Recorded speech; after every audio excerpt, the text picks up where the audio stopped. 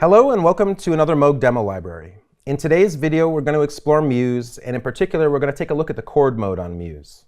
Now, chord mode refers to a function on a lot of old synthesizers referred to as chord memory, where you could input the shape of a chord and then be able to play it back just from the lowest note in that chord, as well as be able to move it around so that any note that you hit will build up that same chord shape using the note that you played as the lowest note in the chord.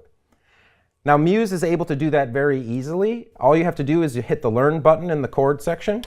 That's going to bring up this page where it says press keys to add notes. So if I want to, I could just play my chord. I can see all of the notes of the chord on screen, but additionally, I could build it up note by note rather than play the entire chord if that's how I want to do it. Once I hit confirm, then I go back to the chord mode and I turn it on, and now I can hear my chord and be able to transpose it around the keyboard. Now that is going to yield all parallel movement as you're moving around, which might not be what you want. So we also added an extended chord memory mode on Muse that's referred to as key chord mode. So I'm going to go ahead and I'm going to hit the key button to engage key chord mode. And now when I hit the Learn button, the same screen will pop up. I can enter my chord in. And now I'm going to get another prompt that says I should press a key to assign the key chord. I'm going to go ahead and I'm going to press this C. And now what will happen is I can play the keyboard. I'll get normal notes on all of the keys until I reach the key where I assigned my chord. And then I'll get the chord back when I play that. Now I can go back into Learn. And I can take a second chord. I'll store that on C sharp. I'll learn again. I'll store that on D.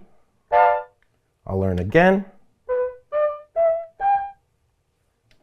Store that on D sharp. And learn one more time. And I'll store that on E. Now, while I have the key chord mode on, I can get back that whole chord progression. Just using single notes.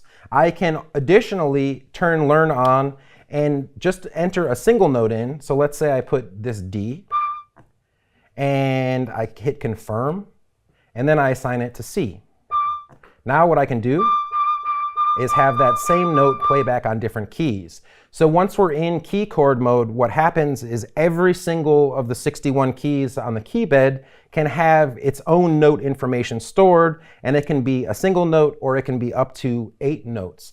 But this can be a really nice way to store a bunch of chord changes. And let's say you're playing in a band and you have a bunch of songs with chords. If you wanted to, you could store all of your chord progressions within the different octaves of the keyboard and then just be able, during the gig, to play back all of your chords from a single key.